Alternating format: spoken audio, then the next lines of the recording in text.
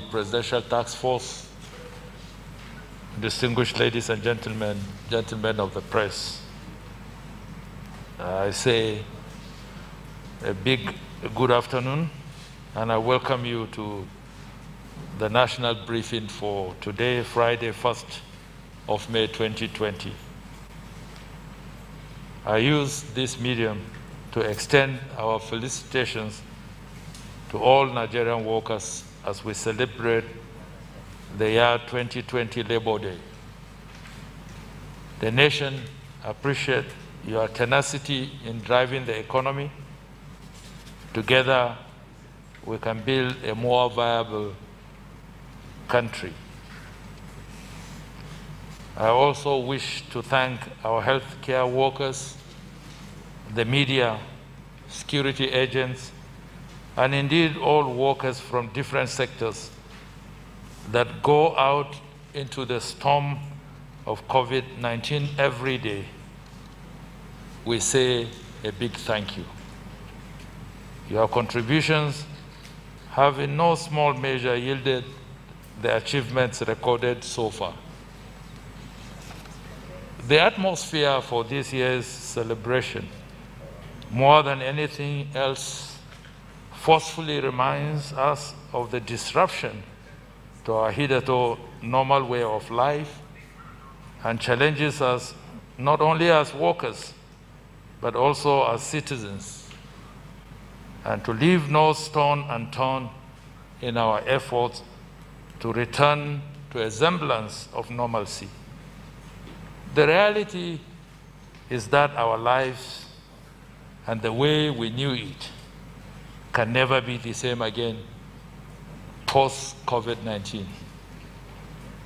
The reality also further challenges the labor movement to carry out research and develop new strategies for workplace operations and identify innovative ways of ensuring that productivity of the labor force remains a key driver to the nation's economic growth.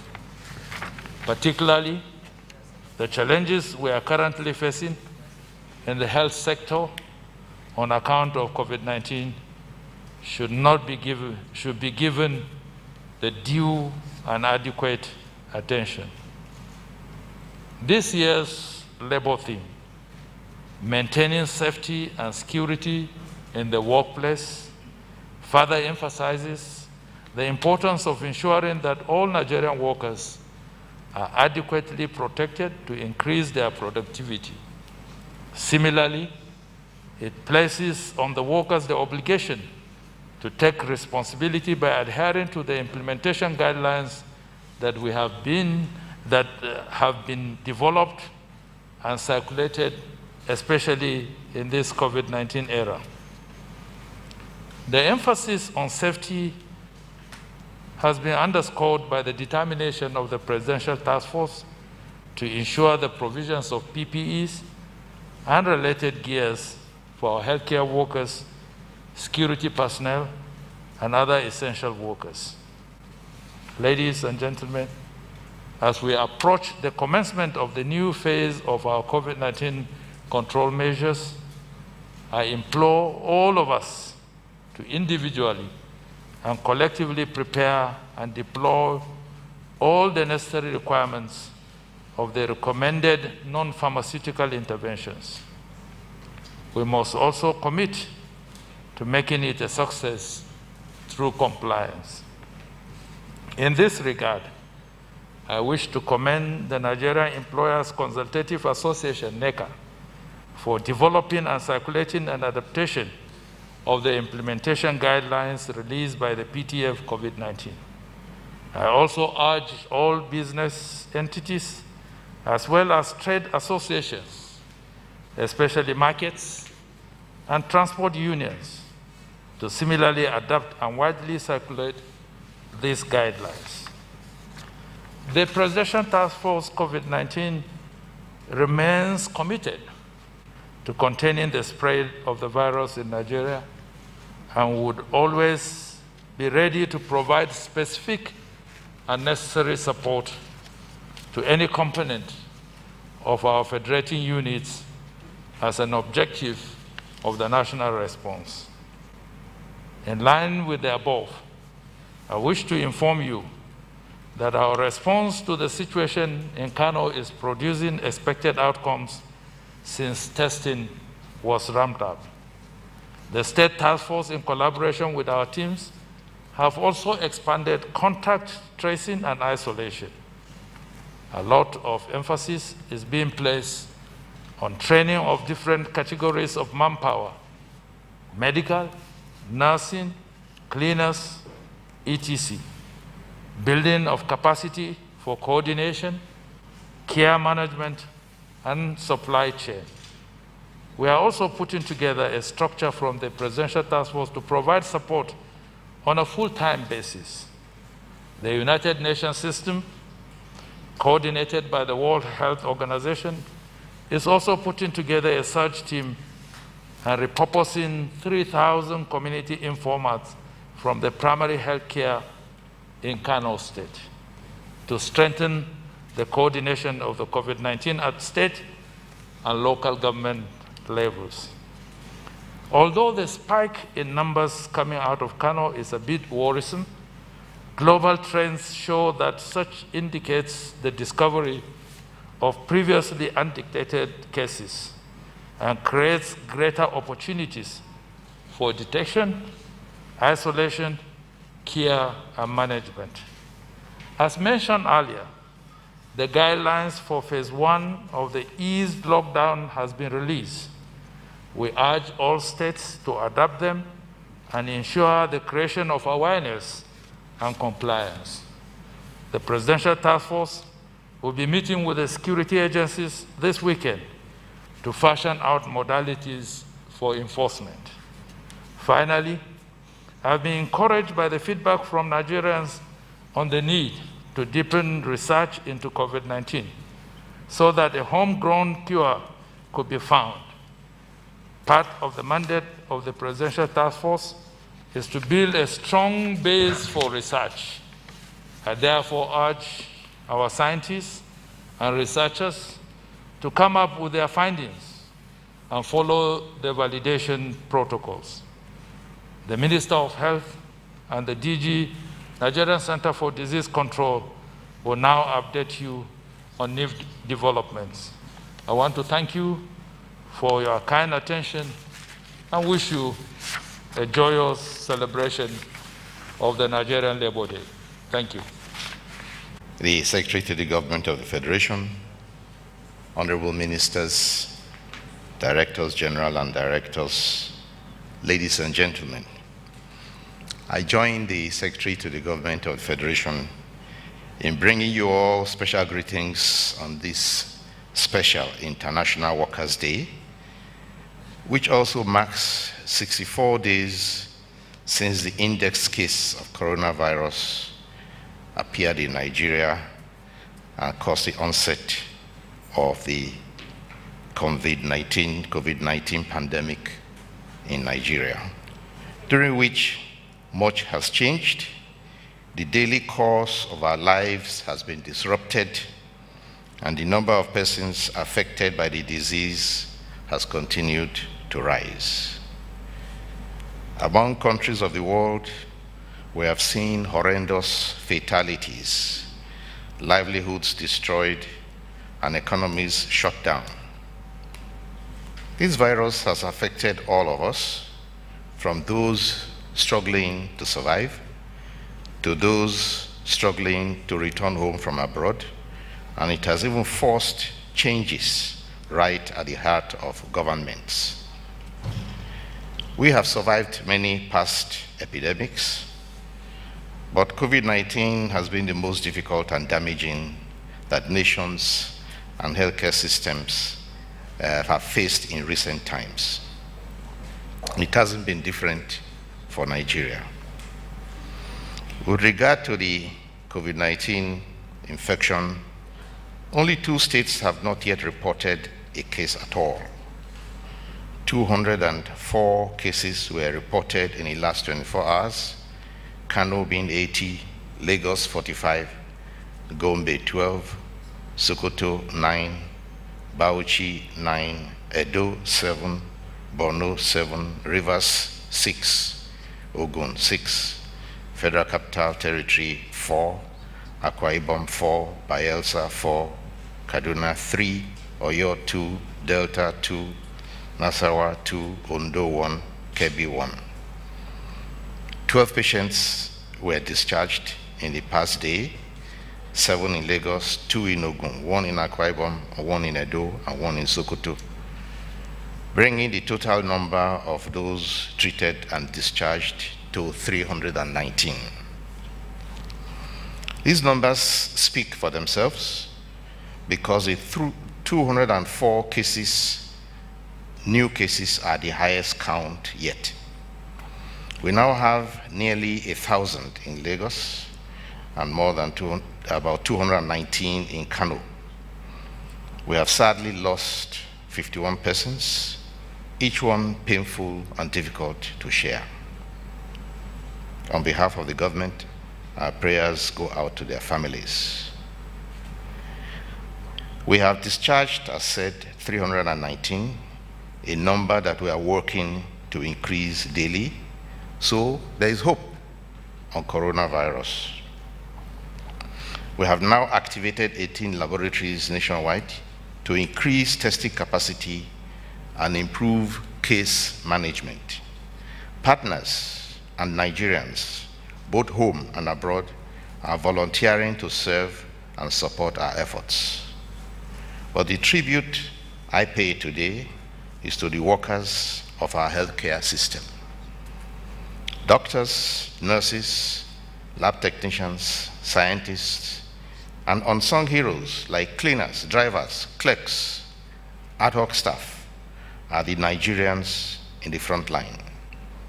We know that many offices have been working nearly 7 days a week since the outbreak started.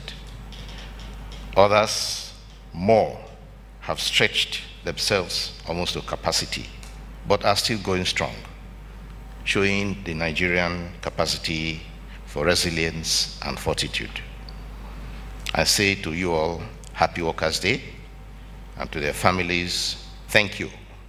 We will do all we can to protect your family and your loved ones. We can support the health workers by following the advisories. Stay home, wear your mask if you must go out, observe hand and respiratory hygiene, and observe social distancing. I also seize the opportunity to call on health workers to continue to follow laid down standard infection prevention and control measures, to protect themselves, and to treat every patient with care and with attention. But please do not refuse anyone care. With regard to Kano, a multi-sectoral team of 14 specialists comprising of persons from NCDC, NPHCDA, that's the National Primary Healthcare Development Agency, the Department of Hospital Services, the Department of Family Health, infectious disease specialists from IROA, media, and the special advisor will leave for Kano in the early morning to support that state in all areas of response. The main focus of intervention is on training, and capacity building of state healthcare workforce along the various specialties on a very massive scale.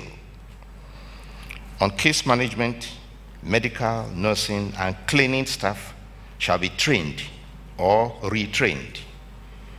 The National Primary Healthcare Development Agency will engage its extensive Kano State network to drive testing demand at grassroots through community mobilization so that NCDC testing strategy can be realized. We get complaints, unfortunately, about patients who suffer from other ailments not being attended to even in private hospitals or public hospitals in this era of COVID-19, which raises concern for immunization, reproductive, maternal, neonatal, and child health, and routine service coverage. A senior official from the Department of Family Health, from the Ministry of Health, is therefore also on this team to go to Kano to help drive the continuation of essential health care, even at private and public hospitals. We shall do all we can to combat this virus, but we cannot do it alone. I earlier mentioned the several outbreaks we in Nigeria have overcome. We, as a nation, must rally together to show how strong we are to handle coronavirus. Thank you.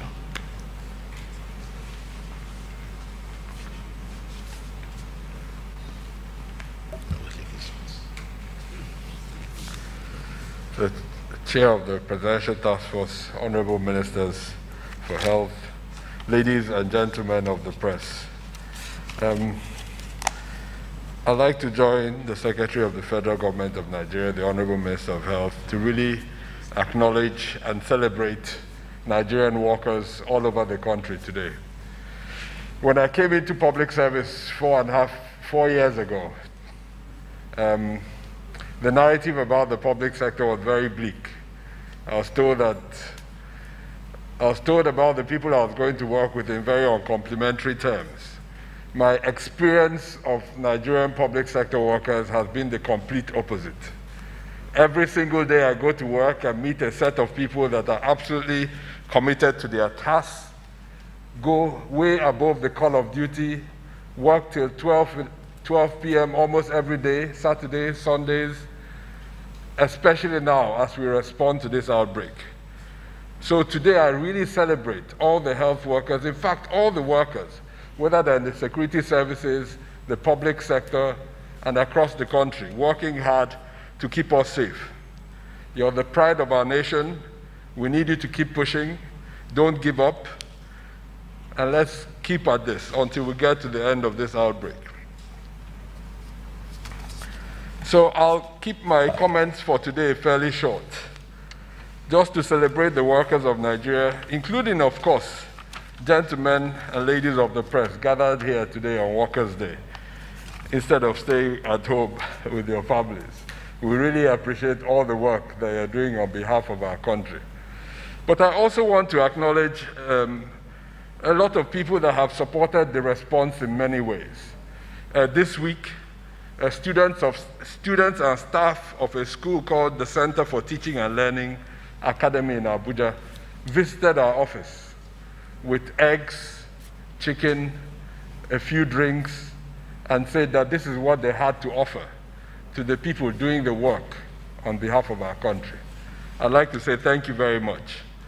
But also, effort has come from surprising places.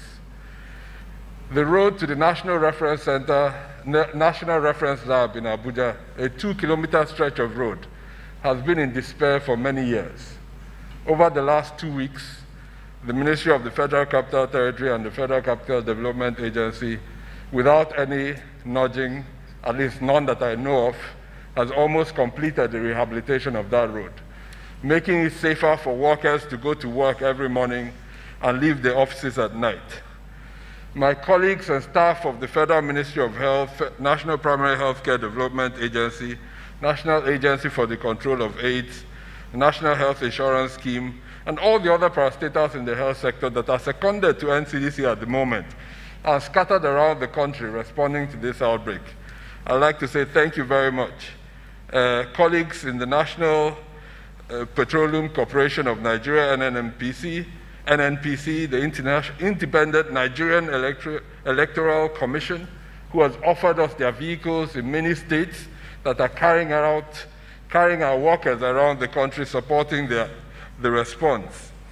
Colleagues in the Nigerian Air Force that have been carrying us across the country, the Rural Electrification Agency that is right now providing solar power across many treatment centers across the country. Colleagues in the Nigerian Medical Association, the Independent Petroleum Producers Group in Nigeria, many other organizations, Association of Public Health Physicians of Nigeria, Nigeria Communications Commission that has slashed our data rates for which we use to make calls and send data across the country, the Society for Public Health Professionals of Nigeria. We thank you very much and all your workers for the sacrifices that you're making. But of course, workers in the private sector are not out of this. They've really been supporting the work from the big corporate Nigeria, the Aliko Dangote Foundation, Nigerian Breweries, Hypo, UBA, but to also smaller firms like Yellow Chili, Seaway, 54 Gene that is now deploying its third mobile lab to Kano this weekend. We thank you very much for all the work that you do. Whether it's Blade Farms, Tropical General Investments, Seaway, the Kakovid Group, GIG Motors. GIG Motors, out of nowhere, offered us 6 buses that take our staff home at night and bring them to work in the morning across our 3 sites. They have not publicized this. They asked me not to publicize it, but I'm breaking their request today. Quietly supporting the response, they bring their drivers to NCDC in the morning, they take staff home in the evening on their own. So I'm really grateful to all of you that have been supporting this response. Many churches and mosques, Islamic communities and Christian communities have been supporting the response in many ways. We thank their communities, their congregations, their workers, their imams, their priests, their pastors across the country. I'll stop here for now. There are many more that have supported the response. We keep track of every single donation that comes to the work that we're doing. We write individually back. We will account for every single egg, every ticket, every naira that comes to support the response. We're grateful to Nigerians. We're stronger together. Have a happy Workers' Day. My name is Juliana Taiwo Obalonye. I write for the Sun newspapers. SGF, sir, all my questions are for you today. First question, contractors to federal government agencies said they are being owed. Contractors to federal government agencies said they are being owed because ministries have not released to them first quarter allocation. With lockdown, they are saying their situation is there, and they are asking how can the task force help? The second question, as the gradual easing of the lockdown begins on Monday, residents want to know if the task force is thinking of advising the president to reconsider the 7.5 VAT rate to cushion the effect of COVID-19 on private sector businesses. 7.5 VAT. And then the last one, somebody wants to know how much has been received by the presidential task force from foreign donors. Who keeps the disbursement record? What has been spent and on what? That's it, sir. Thank you, sir. My question is for the chairman and the Minister of Health, but it's more or less is not here. So the Minister of State, sir. So today is Workers' Day. So the news agency of Nigeria actually went round to hear from the frontline workers, and we realized that what my colleagues were saying about money collected before being treated, like for PPE, is true. And when we spoke to some of the frontline workers, nurses and doctors, some of them are led to be paid 5% of their salary, that there's a shortfall, and they don't have PPEs to work, and they are not being included in the hazard salary, and many more. So I would like to know how the chairman will be addressing this, most especially in the FCT. But our colleague in Lagos found out that people just collect money for PPE before treating Nigerians. My second question is for the NCDC DG. We've expanded in our testing capacity, and the cross still remains sample collection, preparation, and referrals. I would like to know what NCDC will be doing in terms of demand creation. More so, sir, to the Minister of Information, please. Sir, I don't know how we tend to further streamline information that Nigerians get on COVID-19. I'm saying this relating to what the picture we are all seeing from Cross River State, where a commissioner boldly said that Nigerians have been induced to lie that they are COVID positive and giving millions of naira. So I think this is a big confusion as it is now to some Nigerians not believing that there's a thing like this infection. I don't know what we'll further do to address this, sir. Thank you very much.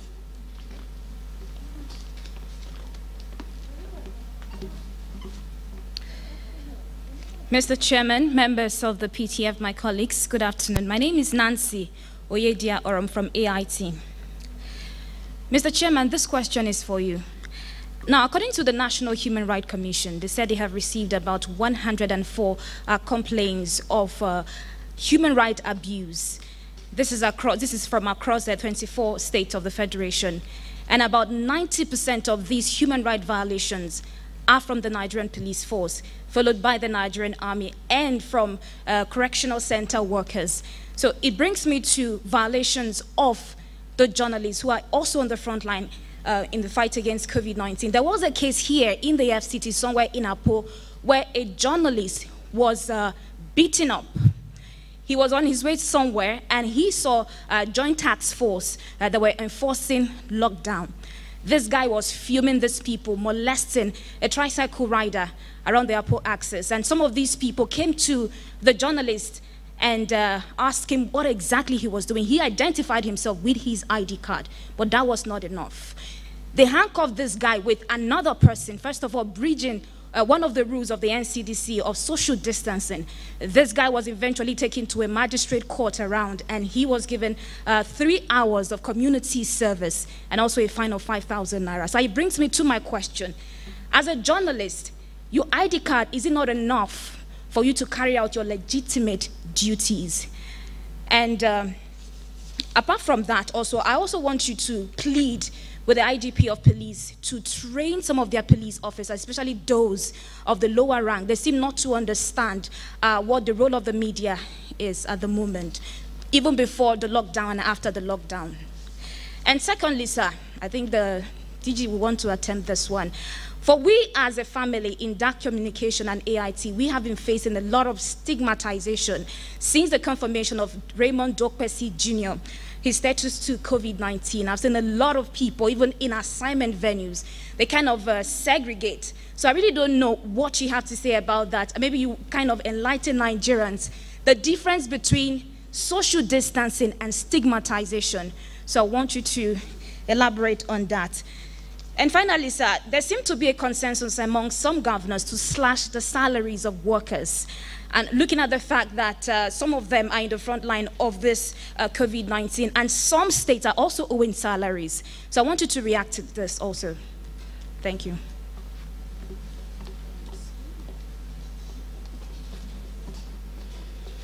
The chairman, members of the task force, my colleagues.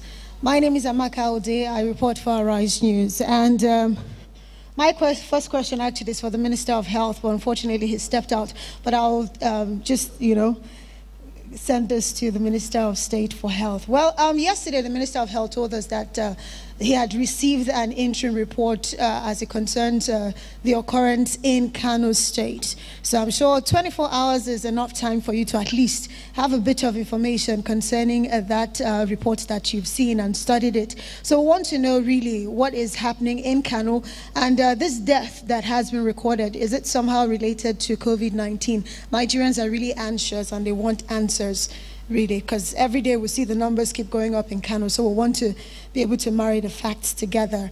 And my next question is for the Minister of Information and Culture. Well, Rachel had spoken about, what we need to do to enlighten people more that COVID-19 is real. But my concern really is about the armed forces, those at the front line of the battle against Boko Haram. What are we doing to inform them about COVID-19? I ask this because recently we've seen a lot of movement, especially in the north, where we're seeing Almajiris being moved together, and some of them have even tested positive in the states that, they've got into. So what are we doing to inform them of the fight other than Boko Haram that Nigeria and the whole world is really dealing with at the moment? And finally, my last question is for the DG of the NCDC. Well, sir, yesterday you told us that nationwide we have about 3,500 bed capacity in our isolation centers all across the country. And you were appealing, really to everyone to help in the fight against this virus and, donate even their space. But we want to know, this 3,500 that we have, what states are lagging behind in terms of upscaling the bed space? Because we're seeing these numbers. Almost every state in the country now has recorded one case or another. So what states in particular do we need help in terms of upscaling our bed capacity in isolation centers, so that way private business owners, even hoteliers, can come in and help out? Thank you. Let me join my colleagues in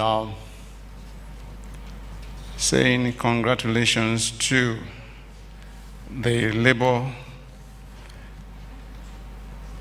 NLC in particular, and then of course the entire workforce, as today marks the Workers' Day. I want to salute all workers in this country, and in particular, and the entire world in general, for their sacrifice and labor of love. The questions for me, I think the first one came from Rachel. That's a Voice of Nigeria. News Agency, I'm sorry, okay. Sorry for that mix-up. News Agency of Nigeria, NAN, yeah. And it has to do with allegation, I would say, that in some hospitals, patients are being asked to bring PPEs before treatment. If that happens at all, that is a strange demand. And without mincing words, I will say that's illegal, it's unacceptable, and of course condemnable. I do not expect any treatment center or hospital or any clinic to be making such demands from patients.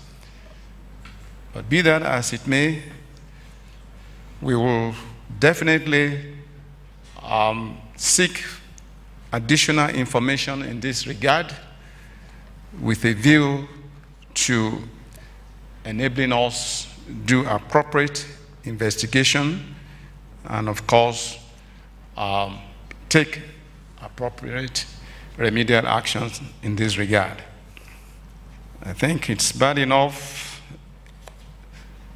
for a patient to come to the hospital and you compound the problem by making demands that are not within the ambit of what is expected. So we will look into that, and we hope that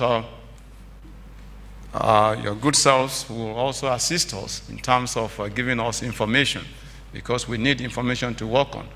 That is not to say that we will not put in place our own machinery as well, in order to know who exactly these culprits are. Having said that,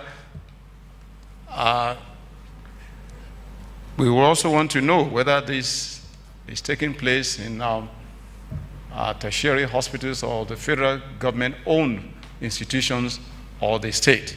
And if it's irrespective of what where this is happening, whether at the state institutions or at the federal level, we will definitely want to seek intervention and do what is appropriate in the circumstance.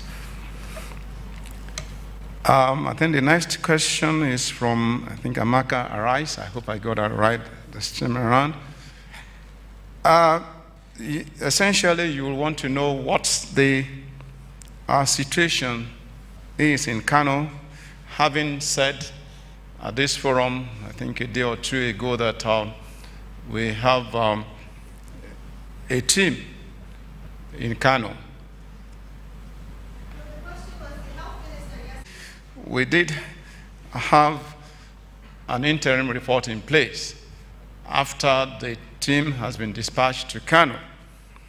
And what that interim report contains essentially, and that has been made available to the PTF, essentially is to let us know the level of engagement, because that's the first thing to do.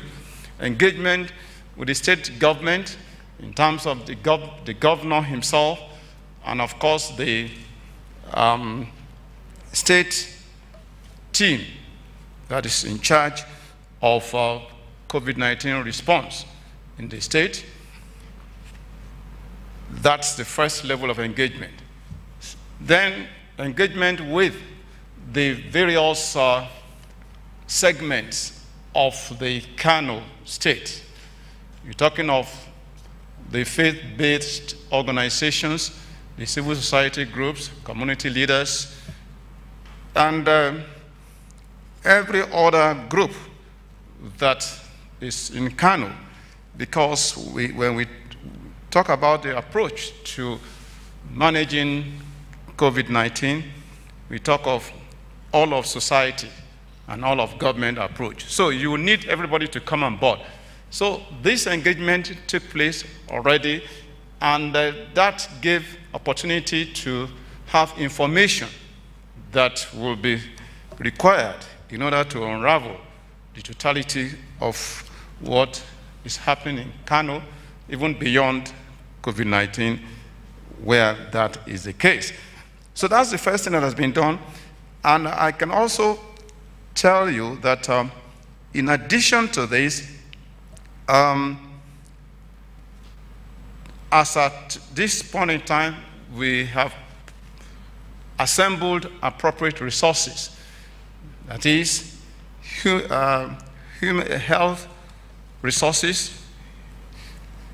We have assembled those that will also help to build capacity in Kano. It's not true.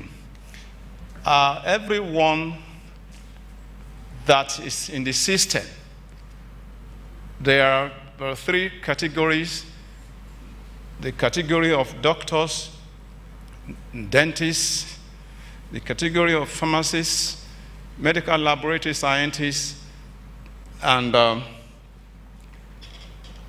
others in that group. And the third category, the cleaners, ward maids, attendants, and of course, some others who are not necessarily health workers, but they are working in the environment that is potentially hazardous.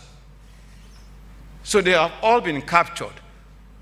So everybody is captured, and you will recall that I think sometimes last week or early this week, I did explain that it's been taken through the whole gamut of federal civil service structure. So these are things that are on ground already. But when you talk of the hazard allowance, it's not just the health workers alone, but people who are working in a potentially hazardous environment have been captured. I did mention all that. So they are captured. And this is within that civil service structure. And I did say then that the Minister of Labor and Employment was part of the whole deal, and all the workers through their various representatives, be it pharmacists, be it doctors, be it medical lab scientists, and all the unions, 37 unions represented by Johesu, they were all captured. So no one is really left out. And not just in terms of incentives given to them, but in terms of insurance. And the volunteers who are not captured within the framework of federal civil service, they are captured by donated insurance packages from those who have been helping us as donors. Thank you. So the question on sample collection and on the demand side. Right now, yesterday we tested 2,000 samples. So that's the highest number of samples we've tested in a single day across the country. And these numbers have been increasing every day. So despite the challenges in parts of the country, the truth is samples are coming into our laboratory network across the entire network.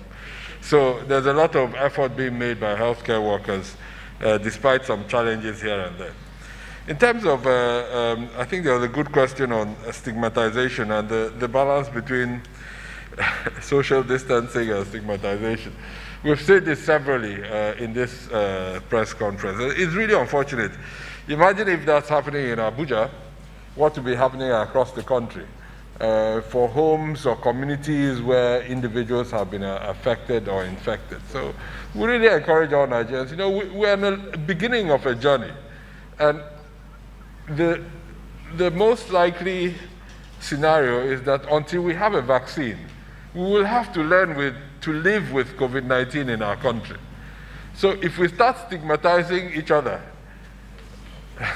I don't know where it'll stop, because the same people that are stigmatizing one group will end up being infected themselves tomorrow. So really, we have to tell ourselves the truth about this and encourage each other that this is really, there's no point, because all of us here are just as vulnerable to catching the infection as many other people. We do our best, but we always have to remember it's a virus. You can't build a wall, so anything can still happen despite our best efforts. In terms of bed spaces, we have about, from the information we receive from the states, because every day we ask the states, how many beds do you have ready? So from the information they feed back to us, we have about 3,500 beds available right now. And every state we push them to make more beds available. We have a breakdown of those, but I don't have it here to share. So that's really where we are. So we encourage every private sector partner, if you want to support a state, please do so in the state where you're living. Where you're working or where you think you want to support. So there's no state in Nigeria, even Lagos, even FCT, that has fully fulfilled the bed capacity that they need to respond to this outbreak. No single state in Nigeria has achieved that. The investigations in Kano are ongoing. They're led by the Kano state government. So whenever they're ready, we'll release them. But these things are not easy. I've made an analogy previously to a crime scene investigation. It takes a while, so we will share those results as soon as we have them. But the key thing is, are these results supporting the response in Kano State right now? And yes, they are. In terms of the number of contacts, like the Honorable Minister of State for Health said, it's a very fluid number because every day there are new cases, and with every new case there are new contacts. But we're following up cumulatively about 12,000 contacts across the country from the beginning of the outbreak. And the final question on, are you considering sample collection in the markets? Like we said, we are driven by the evidence. So if we see that there's increasing transmission in a market setting, we will go to that market. But we're not going to set up stands in every market across Nigeria to collect samples. So we look at the data, we use the data every day to make decisions. And if we have to go into markets or a specific market, we'll do exactly that. So thank you very much. Have a happy Workers' Day finally. Chair of the Presidential Task Force, honorable members of the task force, ladies and gentlemen, I also would like to salute all workers on this important day, World Labor Day, and in particular, health workers who are working tirelessly around the clock to keep us all safe. Your efforts are well appreciated. On the subject of vaccines and clinical trials for COVID, I'd like to say that research and development is an important aspect of the response, and researchers around the world are working hard on accelerating the development of vaccines and therapeutics for COVID-19. WHO has launched various working groups to accelerate various aspects of vaccine development. A call was made by 130 scientists, funders, and manufacturers to help speed the availability of a vaccine for COVID-19. And together with global health actors and partners, over the past week, WHO launched the Access to COVID-19 Tools, ACT Accelerator, a global collaboration to accelerate development, production, and equitable access to new COVID-19 diagnostics, therapeutics, and vaccines. We have a total of 89 vaccines that are in development globally, including 7 in clinical evaluation, and several therapeutics are in clinical trials. WHO is committed to ensuring that as medicines and vaccines are developed, they are shared equitably with all countries and people. We do have the Solidarity Trial that some of you may have heard about. It's an international clinical trial to help find an effective treatment for COVID-19, launched by the WHO and partners. More than 100 countries have joined the Solidarity Trial, and to date, over 1,200 patients have been randomized from the first 5 countries to evaluate the safety and efficacy of 4 drugs and drug combinations. Nigeria has also expressed interest to be part of this Solidarity Trial, and efforts are underway to start the process in Nigeria. The process itself for certification of vaccines is a very rigorous and thorough process, because we aim to ensure that products that are approved for use meet the safety requirements. Once a product is submitted to WHO for review, there is a detailed process for pre-qualification that includes review of all the data on the clinical trials that are expected, and that this data should meet the global safety standards. We work with national regulatory authorities on assessments, licensure, and post-marketing surveillance. All this is important before a vaccine is actually approved. So just to conclude, to date, we do not yet have a vaccine. The trials are underway in a very accelerated process. It usually takes years to produce a vaccine, but the emergency process currently ongoing is really aiming to get a vaccine out as soon as possible for protection of people. Thank you. Mr. Chairman and members of the PTF COVID-19, gentlemen of the press, permit me to join all those who have spoken before me to felicitate with the Nigerian Labour Congress on the May Day celebrations, and also use the opportunity to express our appreciation to the organized labor for the support the government and the committee in particular has received from them in the fight against COVID-19. There are 2 questions which were addressed to me, 3 actually. The first actually is why people are not taking the COVID-19 pandemic as seriously as they ought to. Well, the truth of the matter is that COVID-19 is real, and it's about, the issue is about life and death. And we at the PTF will continue to take this matter very seriously. I don't believe that any reasonable person actually would trivialize the issue of COVID-19. And if they do, that will be a very serious mistake on their part. And we will continue on our own part as PTF to address these issues. We've been doing a lot, the level of the PTF, to keep Nigerians informed through the various jingles, television commercials, the social media, etc., about the pandemic. Even this daily national briefing is part of our efforts to keep Nigerians informed.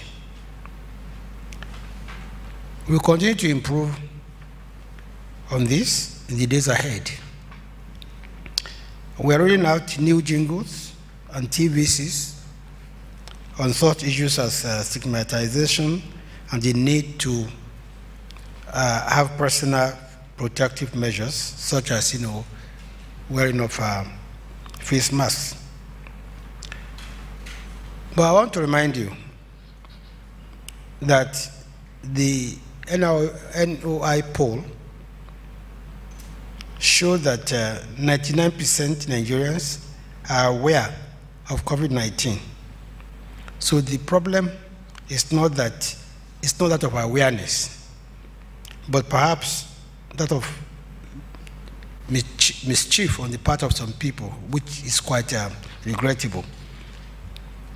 The PTF is not relying just on jingles, sensitizations, and TVCs, but it's also embarking on community relationship, because we believe that if the community does not take possession or ownership of COVID-19, our efforts might not be as successful.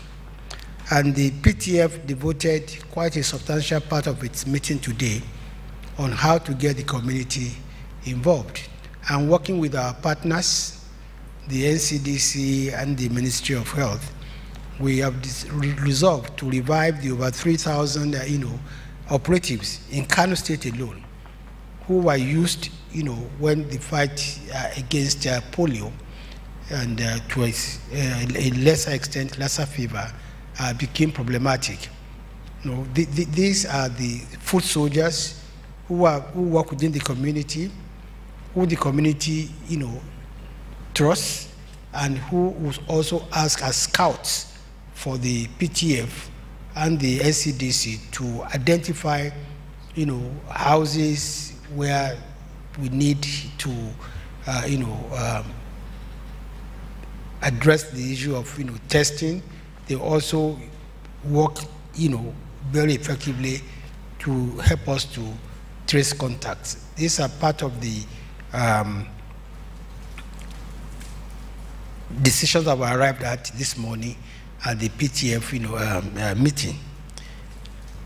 On the issue of the military, I'm happy to say that the military is not only fully aware of COVID-19, they are doing a lot to support the fight against the pandemic. I'm sure on several occasions there, the ministers of health, the DG, NCDC, the chairman, we have all expressed individually the role that the military have been playing in the fight against COVID-19. But for them, we would not have been able to achieve what we've achieved so far, either in terms of delivering logistics or getting our staff around. But in addition, the military, they've also made life-saving equipment, and they've also provided transportation logistics for the PTF. There's no doubt that they are also keeping their personnel at the war front against Boko Haram fully informed. The military is, as you know, is one of the most dynamic national institutions that we have. And the safety and security of the military personnel, who are daily making great sacrifices to keep all of us safe, is always a priority. As you know, we also, at the PTF, we meet regularly with the entire, security, heads. And as a matter of fact, we'll be meeting again tomorrow And we have been assured that these meetings of the efforts that have been taken, not just by the military, by the police and other security agencies to ensure that the pandemic is contained. The third question, which I'm sure the SGF will also explain further on, is the issue of the media and the harassment of the media. I think we've made this clear that a valid identity card of any media organization is enough proof that the holder has a right to move freely.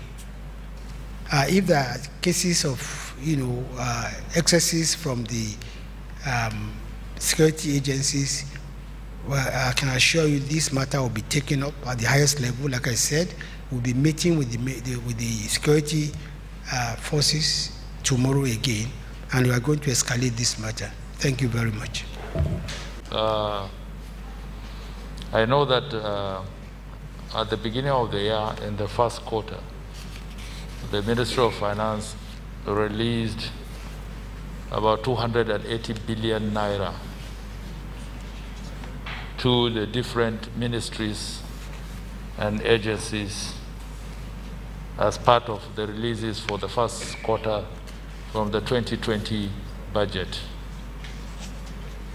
I believe some contractors have been paid, not all. And as we progress in the application of the budget, though now really disrupted, people will continue to receive their monies for legitimate businesses that they have executed on behalf of the government. That is as much as I can say about that. The issue of VAT, whether government should consider suspending VAT. If you recall in my statement, when I spoke about the need to ease up the lockdown so that businesses can come on stream, part of what I spoke about was to allow trade, taxation, and the other things. Because government must derive revenue to be able to meet even overheads of its management and personnel costs. We have been dependent on oil, and we can see the disruption that has happened with regards to our earnings in the oil and gas sector. The benchmark we had for the budget has totally been distorted. Now what we have is determined by market forces. How we sell, what quantity we sell is totally beyond us. So there is a major decline in government revenue. The VAT is a component of government revenue. Taxes, either income tax or company tax, are all parts of government revenue. The increase from 5% to 7.5 was just brought into application in February of 2020, all in an attempt to ramp up resources to meet our 2020 budget and into the future. Let me explain even the sharing formula for VAT. Of whatever is earned through the value-added tax, only 15% goes to the federal government. 85% is shared between the states and the local governments. So if you reduce VAT and couple with a decrease of income that comes into the consolidated revenue fund of the Federation, where states at the end of the month gather to share through the Federation account allocation meeting, there will be crisis. I can tell you there will be crisis. So whatever we need to do in terms of rigorous and elaborate and extensive collection of revenue, we must do that to be able to compensate for the losses that are coming in as a result of the downturn in our earnings with regards to the oil and gas. So, and mostly, VAT is always on luxury items. Most of the essential items are VAT exempted.